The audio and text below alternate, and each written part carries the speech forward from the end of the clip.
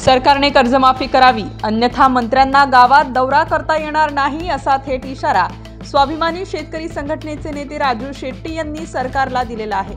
31 मार्च झाला तरी पीक विमा शेतकऱ्यांना मिळाला नाही। पीक विमा शेतकऱ्यांना 15 दिवसात मिळाला नाही तर मुंबईत पीक विमा कार्यालयावर स्वाभिमानी शेतकरी संघटना आंदोलन करणार व शेतकऱ्यांच्या प्रश्नांसाठी राजू शेट्टी, बच्चू कडू एकत्र आंदोलन करणार असल्याची माहिती राजू शेट्टी यांनी अमरावतीत पत्रकार परिषदेत दिली आहे। 4 दिवसापूर्वी कोल्हापूरच्या दौऱ्यावर असताना राज्याचे उपमुख्यमंत्री तथा अर्थमंत्री अजितदादा पवार यांनी घोषणा केली की शेतकऱ्यांनी आता कर्जमाफीची वाट बघू नये, 31 मार्चात कर्ज भरावे।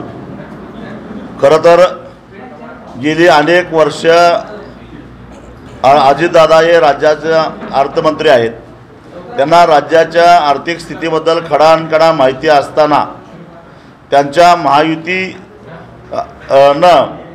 विधानसभेच्या निवडणुकीमध्ये जाहीरनाम्याद्वारे या महाराष्ट्रातल्या शेतकऱ्यांना 7/12 कोरा करायचं आश्वासन दिलेलं होतं। त्या आश्वासनाचं काय झालं? खोटं आश्वासन का दिलं?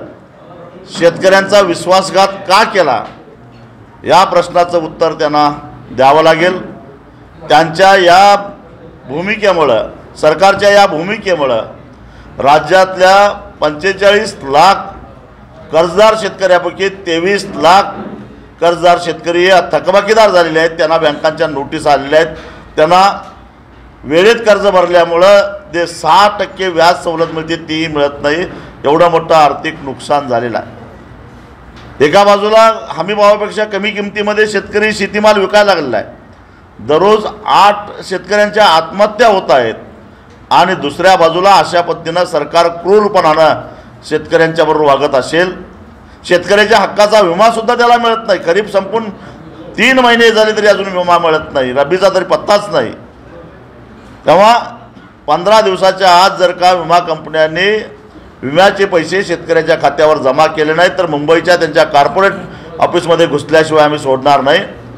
आणि जोपर्यंत सरकार शेतकऱ्याला कर्जमुक्त करत नाही तोपर्यंत आम्ही त्यांना सोडणार नाही। राज्याच्या मंत्र्यांना आता ग्रामीण भागामध्ये दौरे करणं मुश्किल करू, हा इशारा आम्ही याद्वारे देतो। अशाच वेगवान घडामोडी पाहण्यासाठी आमच्या चॅनलला लाईक व सबस्क्राईब करायला विसरू नका।